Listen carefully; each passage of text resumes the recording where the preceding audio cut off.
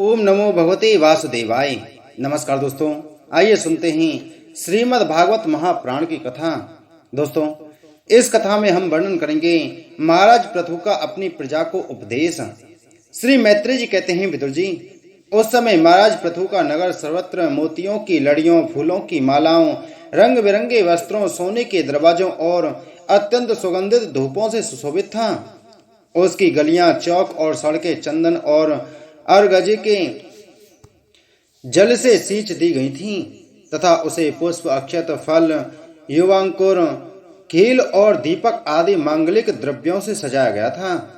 वह ठौर ठौर पर रखे हुए फल फूल के गुच्छों से युक्त केले के खम्भों और सुपारी के पौधों से बड़ा ही मनोहर जान पड़ता था तथा सब ओर आम आदि वृक्षों के नवीन पत्तों की बंदरवानों से विभूषित था। जब महाराज ने नगर में प्रवेश किया तब दीपक, उपहार और अनेक प्रकार की मांगलिक सामग्री लिए हुए प्रजाजनों ने तथा मनोहर कुंडलों से शोभित सुंदरी कन्याओं ने उनकी अगवानी की। शंख और दुदुम्बी आदि बाजे बजने लगे, ऋतिजगण वेद ध्वनि करने लगी, वंदी जनों ने स्तुति गान आरंभ कर दिया। यह सब देख और सुनकर भी उन्हें किसी प्रकार का अहंकार नहीं हुआ। इस प्रकार बीरबल पृथु ने राजमहल में प्रवेश किया। मार्ग में जहां तहां प्रवासी और देशवासियों ने उनका अभिनंदन किया। परम यशस्वी महाराज ने भी उन्हें प्रसन्नता पूर्वक अभीष्ट वर देकर संतुष्ट किया। महाराज पृथु महापुरुष और सभी के पूजनीय थे। उन्होंने इसी प्रकार के अनेकों उदार कर्म करते हुए पृथ्वी का शासन किया और अंत में अपने विपुल यश का विस्तार कर भगवान का परम पद प्राप्त किया। सूत जी कहते हैं, मुनिवर सौनक जी, इस प्रकार भगवान मैत्रेय के मुख से आदिराज पृथु का अनेक प्रकार से गुणों से संपन्न और गुणवानों द्वारा प्रशंसनीय विस्तृत सुयश सुनकर परम भागवत विदुर जी ने उनका अभिनंदन करते हुए कहा। विदुर जी बोले, ब्राह्मणों ने पृथु का अभिषेक किया, समस्त देवताओं ने उन्हें उपहार दिए। उन्होंने अपनी भुजाओं में वैष्णव तेज को धारण किया और उससे पृथ्वी का दोहन किया। उनके उस पराक्रम के उच्छिष्ट रूप विषय भोगों से ही आज भी संपूर्ण राजा तथा लोकपालों के सहित समस्त लोक इच्छानुसार जीवन निर्वाह करते हैं। भला ऐसा कौन समझदार होगा जो उनकी पवित्र कीर्ति सुनना न चाहेगा। अतः अभी आप मुझे उनके कुछ और भी पवित्र चरित्र सुनाइए। श्री मैत्रेय जी ने कहा, साधु श्रेष्ठ विदुर जी, भगवान पृथु गंगा और यमुना के मध्यवर्ती देश में निवास कर अपने पुण्य कर्मों के क्षय की इच्छा से प्रारब्धवश प्राप्त हुए भोगों को ही भोगते थे। ब्राह्मण वंश और भगवान के संबंधी विष्णु भक्तों को छोड़कर उनका सातों द्वीपों के सभी पुरुषों पर अखंड एवं अबाध शासन था। एक बार उन्होंने एक महासत्र की दीक्षा ली। उस समय वहां देवताओं, ब्रह्मर्षियों और राजर्षियों का बहुत बड़ा समाज एकत्रित हुआ। उस समाज में महाराज पृथु ने उन पूजनीय अतिथियों का यथा योग्य सत्कार किया और फिर उस सभा में नक्षत्र मंडल में चंद्रमा के समान खड़े हो गए। उनका शरीर ऊंचा, भुजाएं भरी और विशाल, रंग गोरा, नेत्र कमल के समान सुंदर और अरुण वर्ण, नासिका सुगढ़, मुख मनोहर, स्वरूप सौम्य, कंधे ऊंचे और मुस्कान से युक्त दंत पंक्ति सुंदर थी। उनकी छाती चौड़ी, कमर का पिछला भाग स्थूल और उदर पीपल के पत्ते के समान सुडौल तथा बल पड़े हुए होने से और भी सुंदर जान पड़ता था। नाभि भंवर के समान गंभीर थी, शरीर तेजस्वी था, जंघाएं स्वर्ण के समान दीप्यमान थीं तथा पैरों के पंजे उभरे हुए थे। उनके बाल बारीक, घुंघराले, काले और चिकने थे। गर्दन शंख के समान उतार चढ़ाव वाली तथा रेखाओं से युक्त थी और वे उत्तम बहुमूल्य धोती पहने और वैसे ही चादर ओढ़े थे। दीक्षा के नियमानुसार उन्होंने समस्त आभूषण उतार दिए थे। इसी से उनके शरीर के अंग प्रत्यंग की शोभा अपने स्वाभाविक रूप में स्पष्ट झलक रही थी। वे शरीर पर कृष्ण मृग का चर्म और हाथों में कुशा धारण किए हुए थे। इससे उनके शरीर की कांति और भी बढ़ गई थी। वे अपने सारे नित्य कृत्य यथा विधि संपन्न कर चुके थे। राजा पृथु ने मानो सारी सभा को हर्ष से सराबोर करते हुए अपने शीतल एवं स्नेहपूर्ण नेत्रों से चारों ओर देखा और फिर अपना भाषण प्रारंभ किया। उनका भाषण अत्यंत सुंदर, विचित्र पदों से युक्त, स्पष्ट, मधुर, गंभीर एवं निशंसक था। मानो उस समय वे सबका उपकार करने के लिए अपने अनुभव का ही अनुवाद कर रहे हों। राजा पृथु ने कहा, सज्जनों, आपका कल्याण हो। आप महानुभाव जो यहाँ पधारे हैं, मेरी प्रार्थना सुने। जिज्ञासु पुरुषों को चाहिए कि संत समाज में अपने निश्चय का निवेदन करें। इस लोक में मुझे प्रजाजनों का शासन, उनकी रक्षा, उनकी आजीविका का प्रबंध तथा उन्हें अलग अलग अपनी मर्यादा में रहने के लिए राजा बनाया गया है। अतः इनका यथावत पालन करने से मुझे उन्हीं मनोरथ पूर्ण करने वाले लोगों की प्राप्ति होनी चाहिए जो वेदवादी मुनियों के मतानुसार संपूर्ण कर्मों के साक्षी श्री हरि के प्रसन्न होने पर मिलते हैं।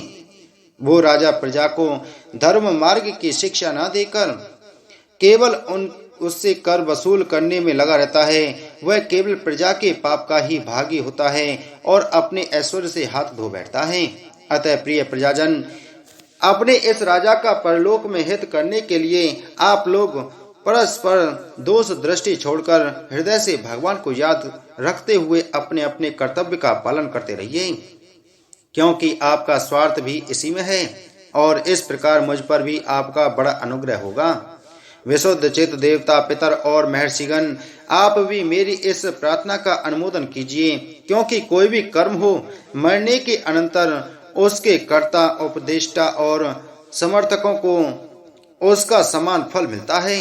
माननीय सज्जनों, किन्हीं श्रेष्ठ महानुभावों के मत में तो कर्मों का फल देने वाले भगवान यज्ञपति ही हैं, क्योंकि इहलोक और परलोक दोनों ही जगह कोई कोई शरीर बड़े तेजोमय देखे जाते हैं। मनु, उत्तानपाद, महीपति, ध्रुव, राजर्षि, प्रियव्रत, हमारे दादा अंग तथा ब्रह्मा, शिव, प्रहलाद, बलि और इसी कोटि के अन्यान महानुभावों के मत में तो धर्म, अर्थ, काम, मोक्ष रूप चतुर्वर्ग तथा स्वर्ग और अपवर्ग के स्वाधीन नियामक कर्म फलदाता रूप से भगवान गदाधर की आवश्यकता है ही। इस विषय में तो केवल मृत्यु के दोहित्र, बैन आदि कुछ सोचनीय और धर्म विमूढ़ लोगों का ही मतभेद है। अतः उसका कोई विशेष महत्व नहीं हो सकता। उनके चरण कमलों की सेवा के लिए निरंतर बढ़ने वाली अभिलाषा उन्हीं के चरण नख से निकली हुई गंगा जी के समान संसार ताप से संतप्त जीवों के समस्त जन्मों के संचित मनोमल को तत्काल नष्ट कर देती है। जिनके चरण तल का आश्रय लेने वाला पुरुष सब प्रकार के मानसिक दोषों को ढो डालता है तथा वैराग्य और तत्व साक्षात्कार रूप बल पाकर फिर इस दुखमय संसार चक्र में नहीं पड़ता, और जिनके चरण कमल सब प्रकार की कामनाओं को पूर्ण करने वाले हैं, उन प्रभु को आप लोग अपनी अपनी आजीविका के उपयोगी वर्णाश्रमोचित मद्यापन आदि कर्मों तथा ध्यान, स्तुति, पूजा आदि मानसिक, वाचिक एवं शारीरिक क्रियाओं के द्वारा भजें। हृदय में किसी प्रकार का कपट न रखें तथा यह निश्चय रखें कि हमें अपने अपने अधिकारानुसार इसका फल अवश्य प्राप्त होगा। भगवान स्वरूपतः विशुद्ध विज्ञान घन और समस्त विशेषणों से रहित हैं, किंतु इस कर्म मार्ग में जो चावल आदि विविध द्रव्य, शुक्ल आदि गुण, अवघात, कूटना आदि क्रिया एवं मंत्रों के द्वारा और अर्थ, आशय, संकल्प, लिंग, पदार्थ, शक्ति तथा ज्योतिष्टोम आदि नामों से संपन्न होने वाले अनेक विशेष युक्त यज्ञ के रूप में प्रकाशित होते हैं। जिस प्रकार एक ही अग्नि भिन्न भिन्न काष्ठों में उन्हीं के आकार आदि के अनुरूप भासती है, उसी प्रकार वे सर्वव्यापक प्रभु परमानंद स्वरूप होते हुए भी प्रकृति, काल, वासना और अदृष्ट से उत्पन्न हुए शरीर में विषयाकार बनी हुई बुद्धि में स्थित होकर उन यज्ञ, याग आदि क्रियाओं के फल रूप से अनेक प्रकार के जान पड़ते हैं। अहो, इस पृथ्वी तल पर मेरे जो प्रजाजन यज्ञ भोक्ताओं के अधीश्वर सर्वगुरु श्री हरि का एक निष्ठ भाव से अपने अपने धर्मों के द्वारा निरंतर पूजन करते हैं, वे मुझ पर बड़ी कृपा करते हैं। सैन्यशीलता, तपस्या और ज्ञान इन विशिष्ट विभूतियों के कारण वैष्णव और ब्राह्मणों के वंश स्वभावतः ही उज्जवल होते हैं।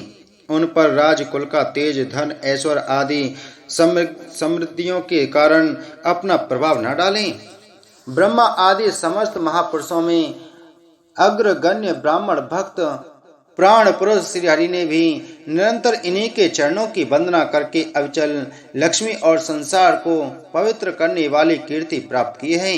आप लोग भगवान के लोक संग्रह रूप धर्म का पालन करने वाले हैं तथा सर्व अंतर्यामी स्वयं प्रकाश ब्राह्मण प्रिय श्री हरि प्रिय वंश की सेवा करने से ही परम संतुष्ट होते हैं। अतः आप सभी को इस प्रकार से विनय पूर्वक ब्राह्मण कुल की सेवा करनी चाहिए।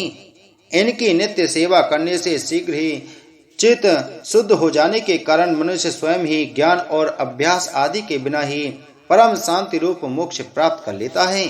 अतः लोक में इन ब्राह्मणों से बढ़कर दूसरा कौन है जो भविष्य भोजी देवताओं का मुख हो सके।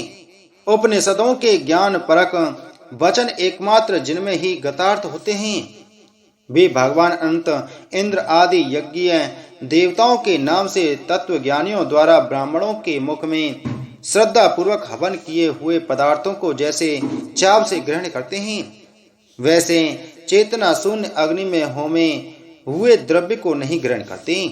सभ्यगण जिस प्रकार स्वच्छ दर्पण में प्रतिबिंब का भान होता है उसी प्रकार जिससे इस संपूर्ण प्रपंच का ठीक ठीक ज्ञान होता है उस नित्य शुद्ध और सनातन ब्रह्म वेद को जो परमार्थ तत्व की उपलब्धि के लिए श्रद्धा तप मंगलमय आचरण स्वाध्याय विरोधी वार्तालाप के त्याग तथा संयम और समाधि के अभ्यास द्वारा धारण करते हैं उन ब्राह्मणों के चरण कमलों की धूलि को मैं आयु पर्यंत अपने मुकुट पर धारण करूं, क्योंकि उसे सर्वदा सिर पर चढ़ाते रहने से मनुष्य के सारे पाप तत्काल नष्ट हो जाते हैं और संपूर्ण गुण उसकी सेवा करने लगते हैं।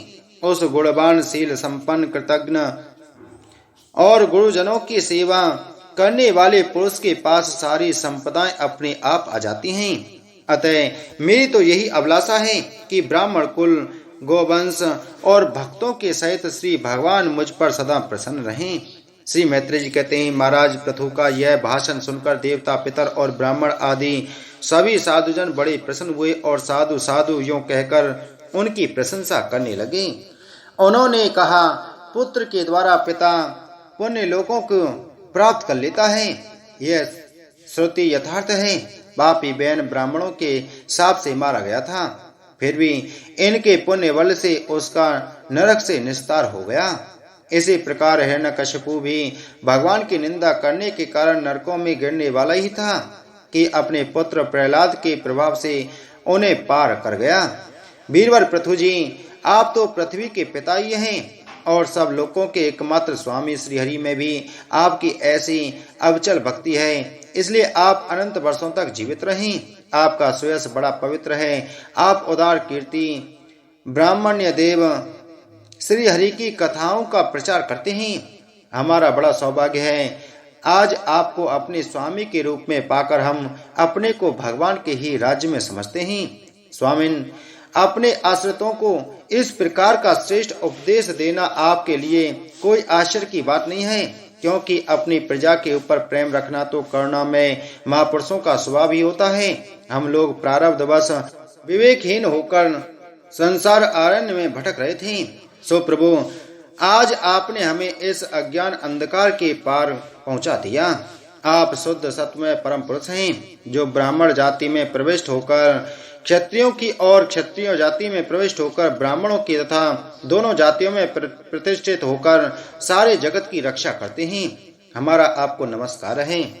बोलो श्रीमद् भागवत महापुराण की जय। बोलो श्री कृष्ण चंद्र भगवान की जय।